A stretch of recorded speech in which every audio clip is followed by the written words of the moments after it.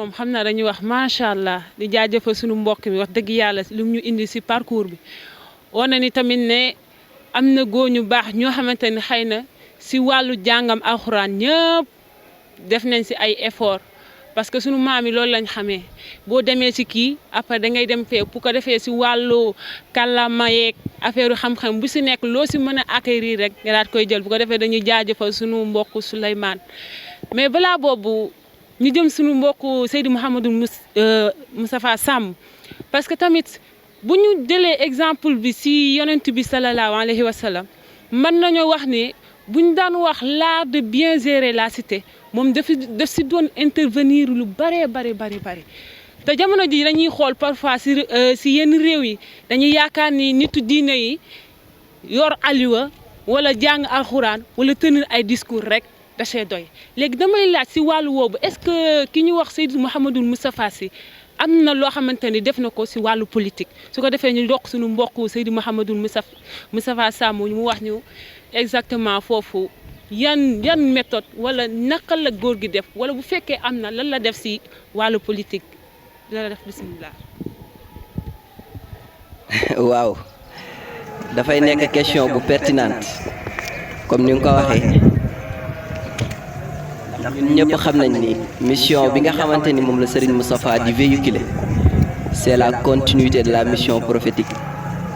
muy mission bi nga xamante ni moom la yàlla sasoon yonent bi sallallahu alayhi wa sallam moom lay continuer Serigne Moustapha Sy nag il s'est illustré dans le champ politique parce que da ngay laaj ba xam am na engagement politique effectivement loolu am na te engagement boobu li ci ëpp doole moom mooy rôle contre pouvoir bi mu doon jouer parce que Sénégal dafa nekk dëkk boo xamante ni nii dafa am benn particularité bu mu am te moom mooy ñi nga xamante ni dañ leen di tuddee wala ñu leen di jàppee ay nitu diine di leen wax ay hommes religieux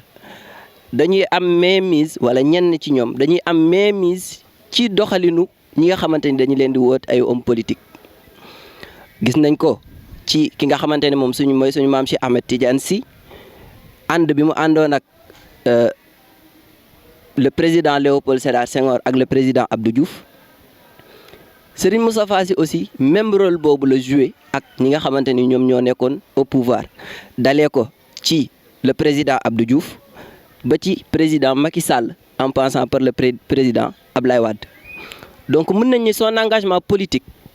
premier objectif bi mu amoon moom mooy le rôle de contre-pouvoir parce que un pouvoir sans opposition mën na def lu ko neex waaye bu amee ñu taxaw ci kanamam nag jouer le rôle d'obstacle wala le rôle de rempart pour mu bañ a am yenn excès yi loolu mënul ñàkk ci société ñu ni nag en tant que citoyen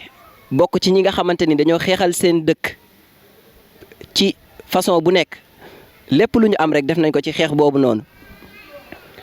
Serigne Moustapha dafay participer ci développement wu dëkk te loolu moom la ñuy wax politique c'est l'art de gérer la cité parce que boo defaree ay nit ba pare te penc ma ñu dem jagul defar ba dootul am sens moom moo tax bu nit ñi génnee ci daara ji mu ànd ak ñoom ci penc mi ñu xool na lañ koy jagalee Sénégal nag comme particularité bi ma la wax moom la benn écrivain bu ñuy wax Christian Coulon dans son roman Le Marabout et le Prince di dëggal mu ne je cite l'islam maraboutique du Sénégal se présente bien comme un champ authentique politique loin de pouvoir être considéré comme un réserve ethnologique ou archaïque. Il est associé depuis des siècles à l'histoire des peuples sénégalais. La colonisation et la décolonisation n'y ont rien changé. kon comme ni ma la ko waxee ci particularité boobu nga xam ne moom société sénégalaise am bokkul ak yeneen façon laïcité yi ñu xam nga xamante ni les religieux dañuy toog ne les hommes politiques toog ne ku nekk di def li nga xamante ni moom moo la intéressé waaye ñee dañuy am mainmise ci li nga xam ne moom la ñuy def.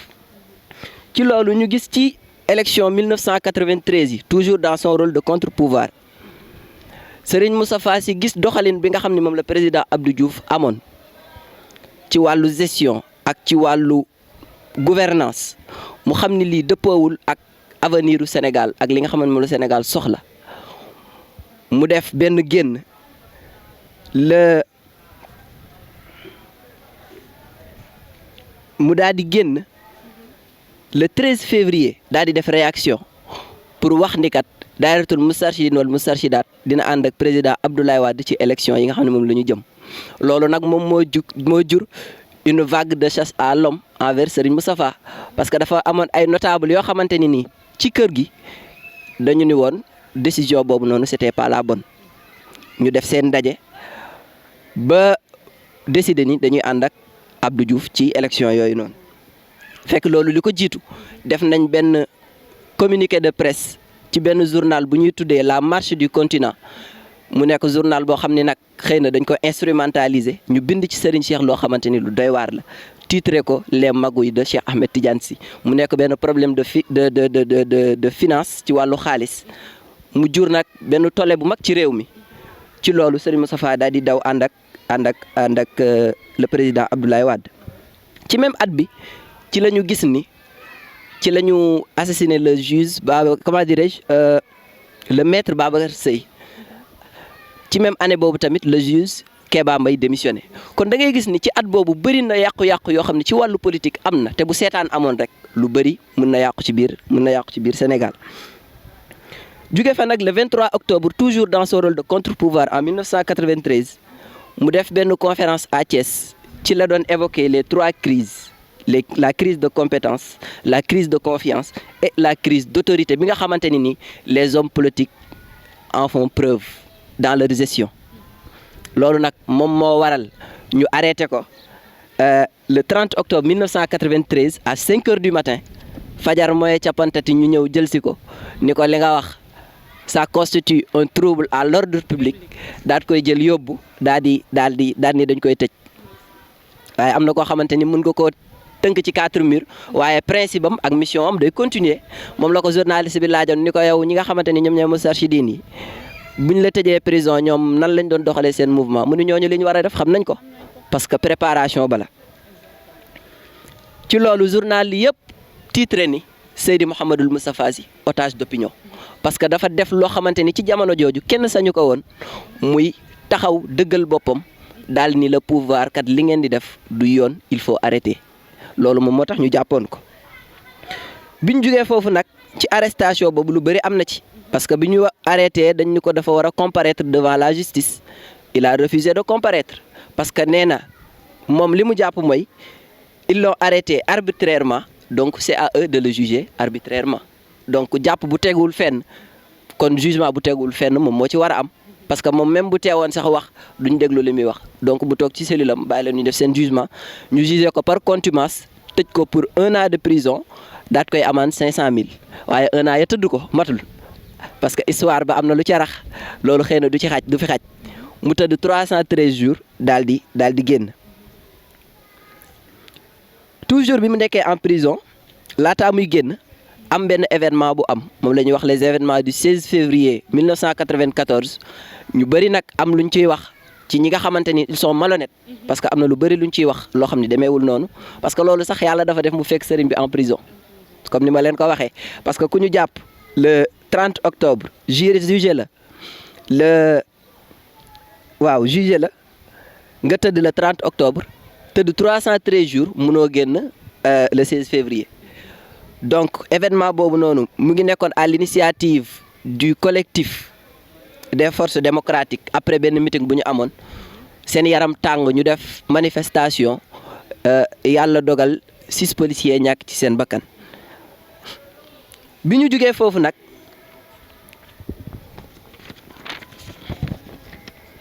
foofu nag mu xam ni ñi nga xamante ni ñoom la seqal langue gi ci wàllu politique bëri na ñoo xamante ni xëy na mënul doyloo seen doxalin au lieu nag muy continuer rôle de contre-pouvoir boobu mu amoon mu daal di taxaw nag fas yéene nekk un acteur sur le champ politique loolu moom moo jur mu créer le parti PUR en 1998 le parti de l'unité et du rassemblement création boobu noonu parti bi nekkoon en hibernation parce que tamit ci doxalinam la les élections législatives de 2017 ci la parti bi redynamisé wu waat participer ci élection yooyu noonu en étant seul daa di am 3 députés yoo xamante ni ñoom ñoo leen di représenter à l'Assemblée nationale. dénk ko nag ay hommes politiques yoo xamante ni ils sont responsables ñuy doxal seen mission à l'Assemblée nationale en tant que des représentants du peuple. loolu nag mooy continuer jusqu'en 2021 parti bi di doxal li nga xamante ni mu ngi koy doxal ci cadre politique lépp rek pour bëgg a wan nit ñi politique bu gën bi nga xamante ni moo fi nekk indi un nouveau type de Sénégalais. waaw jërëjëf soxna Aminata di kontaan ci invitation bi di wax ni rek initiative bi rafet na ci taxawaay bi ak yitte yi nga xamante ni waa CCD TV ñu koy def di ñaan yàlla gën leen a dëgëral gën leen a yokk li nga xamante ni moom la ñu seenu ci seen chaîne YouTube bi yàlla may leen lu ëpp seen jot di jaajëfal taxawaay yi macha allah rafet na di leen jox dig daje rek ci beneen émission incha allah di leen ñaanal yàlla wasalaamaaleykum wa rahmatullah di gërëm tamit ñi nga xamante ni ñoom lañ bokkal plateau bi suñu mbokk Ablaye ak suñu mbokk Souley vraiment intervention yi am na solo ñu xam ni rek Seydi Mouhamadou Moustapha Sy moo ñu toll kenn mënu koo jeexal da ngay jël rek wax li nga xamante ni moom xam ci moom keneen wax li mu xam ci moom ci nekk jël li nga xamante ni moom la ciy jëriñoo bu ko defee rek ñu jégaluwaat bu baax a baax asalaamaaleykum jërëjëf. waaw dañuy jaajëfal suñu mbokk Seydi Mouhamadou Moustapha Sy wax dëgg yàlla dañu indi si engagement politique bi am na solo di ñaan tamit yàlla barkeel xam-xam bi yokk fan bi incha allah rabbi. waa bu ko defee xëy na dañuy delluwaat suñu mbokk Abdoulaye Niass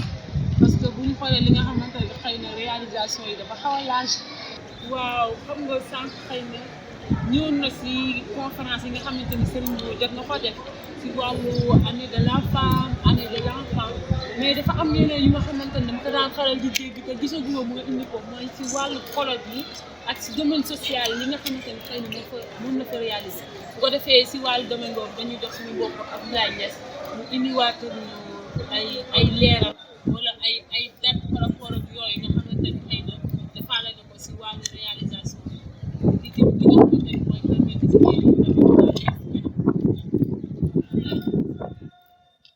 waaw Aminata comme li nga wax ci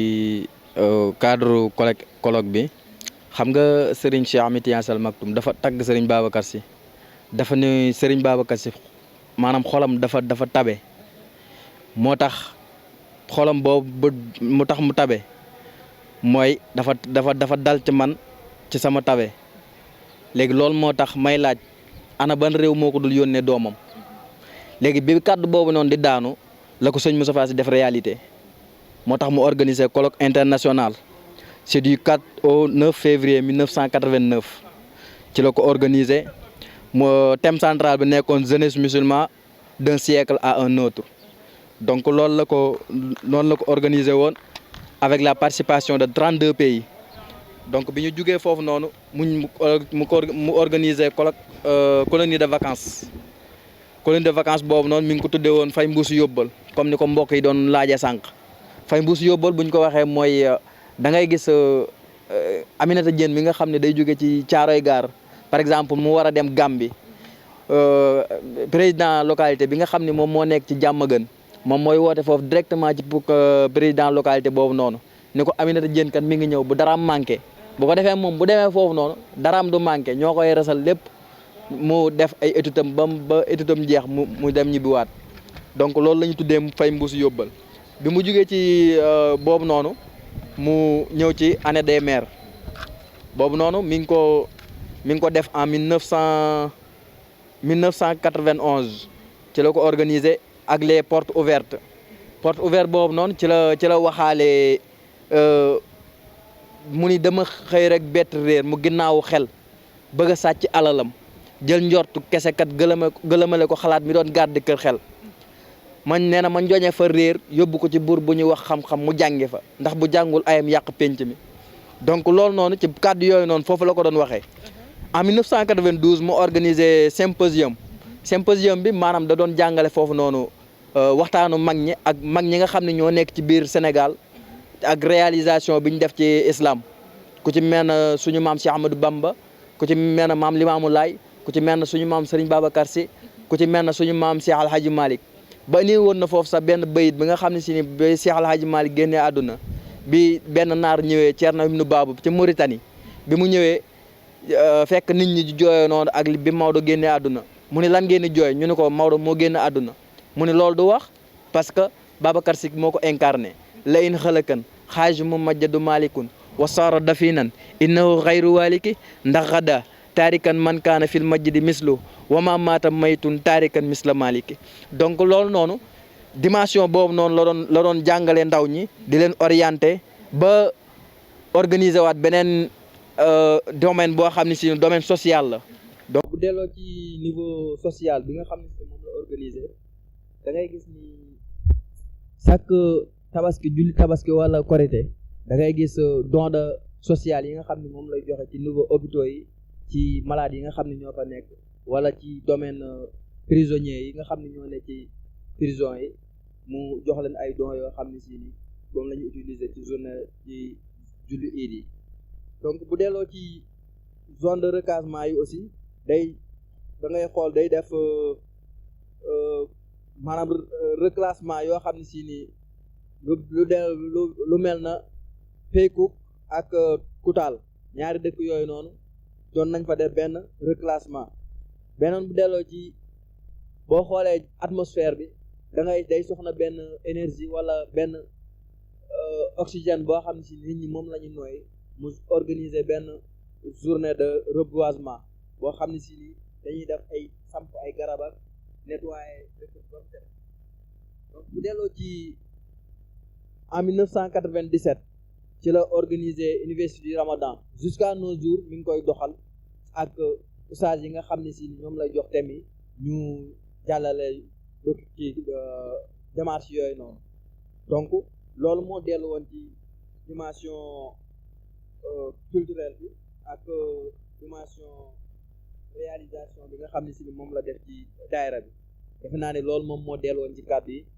ngeen jéggal ñu baax a baax bu fekkee am na lu manqué ngeen xam ni doomu aadama moo matul rek mais bëggoon nañu motali yëpp xam naa ñi ngi jaajëfal mbokk yi waa CCD ñu wax mbokk yi ñu abonné ci chaîne bi bu ko defee bu leen fàtte bu saale cloche de notification bu ko defee ñu abonné ci ñun ñëpp bu ko defee programme yi ñu koy suivre de temps en temps jéggul ci kàddu yi asalaamaaleykum wa rahmatulah. waaw bu ko defee dañuy jaajëfal suñu mbokk Abdoulaye Niass dëgg yàlla li mu indi am na solo mu mel ni wax na si colloque yeeg si wàllu culturel participation yi nga xamante ni xëy na sëriñ bi jot na koo def ak si wàllu social intervention yi nga xamante ni bëri daayira bi nga dina ko def si ndigalu kilifa bi xam naa dañ koy ñaanal rek moom it yàlla yokk leer dënnam yàlla barkeel xam-xam bi di ko remercier encore une fois si disponibilité bi ak effort yi nga xamante ni xëy na moom la firnde mais balaa ñuy tëj dañuy jox suñu mbokk Souleymane Kairé mu indi kàddoom bu mujj Souleymane bismillah. waaw xam naa asalaamaaleykum ñu nuyoo waat rek jarul nuyoo sax mën nañ daanaka mbokk yi liñ indi lépp am na solo dañ koy doyloo rek di wax ni Cheikh Mouhamadou Moustapha Sy moo toll noonu lépp li nga xam ne si indi nañ ko bu jubee ñu xam ni si barke kilifa ñu sante ko yàlla lu si matul nag ñu xam ni ñoo toll noonu doomu aadama moo matul comme ni ko Niass waxee xam naa dañuy delloo kàddu gi rek di leen jaajëfal aussi yéen mbokk internet yi ñuy suivre à travers chaîne bi CCD TV li wax tamit ngeen abonné si chaîne bi tamit ngeen di aimé vidéo yi parce que am na yeneen yu dàq yu ñëwaat incha allah xam naa dañuy delloo mbokk mi kàddu gi jaajëfal suñu mbokk ñu ko seqaloon Abdoulaye Niass ak Cheikh Mouhamadou Moustapha Samb ak soxna Aminata di rafetlu tamit invitation bi waaw asalaamaaleykum wa rahmatullah. waaw bu ko defee dañuy jaajëfal suñu mbokk Souleymane Kairé wax dëgg yàlla waxtaan bi am na solo di ñaan yàlla mottali yokk leeru dënn bi te barkeel xam-xam. waaw comme ni nga ko waxee woon mu mel ni tey bi ñu commencé émission bi ñu commencé si li nga xamante ni mooy biographie bi ñu ko jógee dem nañ si dimension intellectuelle après ñu jaar si li nga xamante ne xëy na mooy réalisation yi muy lu am solo léegi bu ñu jógee foofu balaa leen mbokk bi mu indi ñu si parcours bi ñuy jeexal tamit ñu daal di jeexalee li nga xamante ni mooy son engagement politique kon bu ko defee xëy na loolu lañ indi woon ci li nga xamante ni mooy si wàllu émission waaw su ko defee dañuy remercier sunu cameraman ak sunu réalisateur Talla Ba di leen ñaaleel tamit yàlla na yàlla barkeel liggéey bi di remercier tamit Mamour Cissé moom moo fi jaar ak soxna Khadija si maquillage bi ñaan yàlla yàlla yombalal leen mbir yi tax ñu si barke kilifa bi di leen wax tamit bu leen fàtte di abonné si suñu seen YouTube bi CCD TV ñu ngi remercier encore une fois comité local bi yëpp di leen jaajëfal di leen wax ba beneen émission incha allah si beneen waxtaan si lii jëm si waa